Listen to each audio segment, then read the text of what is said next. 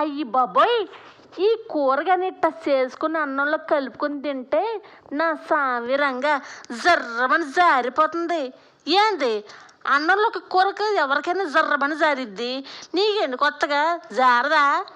ఏంది జారేది? కమ్మగా ఉంటే ముద్ద తింటాం, కమ్మగా లేకపోతే పక్కన పెడతాం. మరి ఇంత కమ్మగా జర్రమని జారిపోతుందంటే అంత కమ్మగా ఉండేననేగా అర్థం. మరి నేను ఎట్టా ఉండేను మీకు క్లియర్గా ఎక్స్ప్లెనేషన్తో చెప్తాను, సరేనా?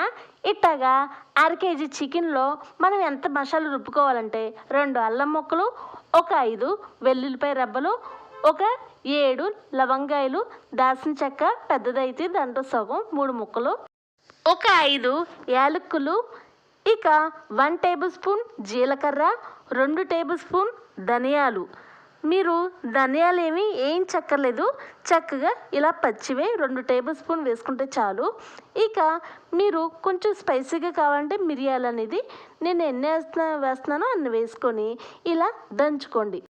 ఇట్లాగా మెత్తగా నీళ్ళు చుక్క వేయకుండా మెత్తగా పొడి మసాలాగా దంచుకోండి. ఇక ఇంత అయిన తర్వాత దీన్ని పక్కన పెట్టండి. మనకి కేజీ చికెన్కి ఇంత మసాలా పట్టిద్ది, అర్థమైందా? ఇప్పుడు కుక్కర్ గిన్నె తీసుకోండి. మరి నేను ఉండేది పారనకోడి అంటారు. ఈ పారనకోడి మనకి గట్టిగా ఉండేది కాబట్టి బేకింగ్ సోడా ఇవన్నీ వేసి మనం హెల్త్ పాడు చేసుకోలేం కదా, అందుకే కుక్కర్లో అయితే కొంచెం బెటర్ కాబట్టి ఇలా కుక్కర్లోనే వండుతున్నాం. కొద్దిగా ఆయిల్ వేసి ఎంత వేస్తారంటే ఒక 6 టేబుల్ స్పూన్ ఆయిల్. ఇక ఈ ఆయిల్ అనేది వేడైన తర్వాత ఒక పెద్ద సైజు ఉల్లిపాయ చిన్న ముక్కలుగా 2 నిమిషాలు వేగనివ్వండి. ఇప్పుడు తొందరగా వేగడానికి మనకి 1.5 టేబుల్ స్పూన్ సాల్ట్ కూడా వేసేసుకుంటున్నాను. మరి ఎందుకంటే మనకి కూర అనేది స్పీడ్గా మీ టీ తాగే లోపల కూర అయిపోవాలనేది నా టార్గెట్. మరి అట్ట టీ తాగే లోపల కూర సకసక ఎట్ట వండుతున్నాను ఒకసారి వినండి. ఇక 2 పచ్చిమిరకాయలు, మీరు మసాలా రుబ్బుకున్నారు కదా పొడి మసాలా, అది మొత్తం వేసుకోండి. ఇక నాకు ఎంత వచ్చిందంటే ఇలా ఖచ్చితంగా 3 టేబుల్ స్పూన్ వరకు వచ్చింది. ఇలా వేసుకుని దోరగా 1 నిమిషం వరకు పచ్చివాసన పోయేలాగా వేయించుకోండి. ఈ విధంగా వేగిన తర్వాత మీరు ఇలా కేజీ చికెన్ ఉంది కదా, ఆ చికెన్ అనేది ఒక 5 సార్లు వాష్ చేసుకొని ఇలాగ వేసేసుకోండి. నేను పెద్ద పెద్ద ముక్కలుగానే వండుతానమ్మా, మీకు నచ్చితేనే చిన్న ముక్కలుగా చేసుకోండి, లేదంటే ఇంత మాదిరిగా పెద్ద ముక్కలుగా ఉంచండి, సరేనా? ఇలా మొత్తం ఆ చికెన్ మొత్తం ఆ మసాలా మొత్తం పట్టేలాగా ఇలా ఒకసారి కలుపుకొని ఇప్పుడు ఆ చికెన్లో ఉన్న నీరంతా బయటికి రావాలి. ఈ విధంగా మీరు మూత వేసుకుంటే చక్కగా ఇలా నీరంతా బయటకు వస్తూ ఉండిద్ది. చక్కగా చూసారా, ఇది మొత్తం ఈ నీళ్ళన్నీ మనకి ఆవిరైపోవాలి. ఇక పచ్చివాసన మొత్తం పోయిన తర్వాత ఇప్పుడు మీరు 2 రెబ్బల కరివేపాకు, 2 రెబ్బల కొత్తిమీర, 1/2 టేబుల్ స్పూన్ పసుపు, 1.5 టేబుల్ స్పూన్ కారం, ఇక 1 టేబుల్ స్పూన్ వరకు గరం మసాలా పౌడర్. మరి సాల్ట్ అనేది ఉల్లిపాయలు వేయించుకున్నప్పుడే మీరు ముందుగానే వేశారు కాబట్టి అక్కర్లేదు, అర్థమైందా? ఇక ఇలా ఓవరాల్గా 1 నిమిషం వరకు అటు ఇటు ఆ కారం కూడా పచ్చివాసన పోయేలాగా 1 నిమిషం వేయించుకోండి. ఇలా కంప్లీట్గా వేయగానే మీరు ముక్క మునిగేలాగా వాటర్ వేసుకోండి, సరేనా? ఇలా ముక్క మునిగిన తర్వాత వాటర్ వేసుకొని ఇప్పుడు మీరు విజిల్ పెట్టేసుకోండి. మీకు విషయం తెలుసా, కుక్కర్ అంటే అందరికీ ఇష్టమే, కాదన్ను, కానీ కుక్కర్లో వండేటప్పుడు ఒక్కోసారి నీళ్ళు పొంగి స్టవ్ అంతా పాడైపోతూ ఉండుద్ది. అట్ట ఈ బాధ పడలేకే చాలామంది నార్మల్గా వండేసుకుంటూ ఉంటారు. అలా కన్నా ఇలా మీరు కుక్కర్లోనే వండండి. ఇలాగా స్పూన్ వేయండి, మీరు గిన్నె ఏమీ పెట్టక్కర్లేదు, ఆయిల్ ఏమీ వేయక్కర్లేదు. మీరు ఇలాగా ఒక స్పూన్ వేసి ఇలా ఖచ్చితంగా విజిల్స్ అనేది ముక్క అనేది చికెన్ ముక్క మీకు మెత్తగా రావాలంటే ఒక 6 నుంచి 7 విజిల్స్ పెట్టుకోండి. అప్పుడే మీకు చిన్నపిల్లలు కూడా తింటారు.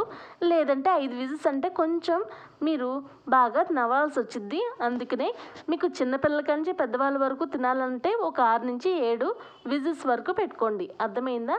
ఇలా చూసారా, విజిల్ శబ్దం పెట్టాను మీకు, అసలు పొంగిందా? ఒక చుక్కైనా నీళ్ళకి ఆ కుక్కర్ విజిల్కి అంటుకుందా? ఇదే చిన్న చిట్కా, మీరు ఒకసారి ఫాలో అవ్వండి. ఇప్పుడు అందరూ చేస్తున్నారు, కానీ నా ఛానల్లో కొంతమందికి తెలియదు కాబట్టి వాళ్ళకి వివరంగా చెప్తున్నాను. ఇక మీరు 7 విజిల్స్ రాగానే స్టవ్ ఆఫ్ చేసుకోండి. ఒక 5 నిమిషాల వరకు విజిల్ అనేది తీయద్దమ్మా, గెరటితో కూడా తీయద్దు, ఎందుకంటే ఒక్కోసారి పేలుతాయి. ఒక 5 నిమిషాలు ఆగిన తర్వాత అది శబ్దం రాకుండా ఉన్నప్పుడే మీరు విజిల్ తీసి చక్కగా మీరు మళ్ళీ స్టవ్ మీద పెట్టండి. ఇక స్టవ్ అనేది ఆన్ చేసుకొని మీరు పచ్చి కొబ్బరి ఉంది కదా, అది ముక్కలుగా కట్ చేసుకొని మెత్తగా మిక్సీ ఆడించుకొని చుక్క నీళ్ళు కూడా వేయద్దు. ఇలాగా నేను ఖచ్చితంగా 4 టేబుల్ స్పూన్ వరకు కొబ్బరి ఇలా తురుము వేసుకుంటున్నానమ్మా. ఇలా ఆ నీళ్ళలోనే వేసేసుకుంటున్నాను. మనకి ఎంత ఉడికిచ్చినా కొద్దిగా వాటర్ అంటూ ఉండిద్ది కదా, ఆ వాటర్లోనే కొబ్బరి వేసి ఇలాగా ఈ పులుసు అనేది బాగా దగ్గర పడేలాగా ముక్క అనేది తిప్పుతూ ఉండండి అమ్మ. మరి కొబ్బరి వేశారు కదా, అడుగంటుతో ఉండిద్ది, కొంచెం చూసుకుంటూ తిప్పుకోండి, లేదంటే మాడిపోతూ ఉండిద్ది. ఇలా చక్కగా చిక్కదనం రాగలిగిన కూర మొత్తం ఇక మీరు చక్కగా ఈ విధంగా ఉన్నప్పుడు, పర్ఫెక్ట్గా ఉన్నప్పుడు మీరు స్టవ్ అనేది ఆఫ్ చేసేసుకోవచ్చమ్మా. ఇలా గ్రేవీగా ఉన్నప్పుడే మీరు బిర్యానీలోకి, అన్నంలోకి, చపాతీలోకి, పుల్కాలోకి అయ్యి బాబోయ్ ఒకటా రెండా చెప్పుకుంటూ పోవాలి కానీ మీ నోటికి ఎట్టా నచ్చితే అట్టాగా ఆ విధంగా ఈ రెసిపీ అనేది పర్ఫెక్ట్ అమ్మా. సరేనా? ఇలా మీకు నచ్చిందా? అయితే ఈసారి ఎప్పుడైనా ఇలా మామిడికాయ చికెను, బంగాళదుంప చికెను, వంకాయ చికెను, ములక్కాయ చికెను, అయ్యి బాబోయ్ ఎన్నో రకాలు ఉన్నాయి. అట్టాగా ఈ కొబ్బరి చికెన్ కూడా చాలా టేస్టీగా, హెల్తీగా ఉండిద్ది. మరి ట్రై చేస్తారు కదా, చాలా పర్ఫెక్ట్గా ఉండిద్ది. ఇక మొత్తం సర్వింగ్ బౌల్లో తీసేసుకొని లాస్ట్లో కొంచెం టచ్అప్ కోసం కొద్దిగా కొత్తిమీర వేసుకొని హ్యాపీగా లాగిచ్చేస్తున్నాను. మీకు చెప్పేటప్పుడే నా నోట్లో నీళ్ళు నిమురుతున్నాయి. మరి ఆలస్యం అవ్వకుండా నేను తినేయాలి కదా, మరి నేను ఒక్కదానే తింటే బాగుండిద్దా? అస్సలు బాగోదు. మీరు కూడా తప్పనిసరిగా ట్రై చేయండి అమ్మా. ఓకేనా? మరి వెళ్ళరానా? వీడియో చెప్పే టైం అయిపోయింది. ఇక నేను నా సోది ఆపడం కూడా అయిపోయింది. బాయ్ అమ్మా. Thanks for watching.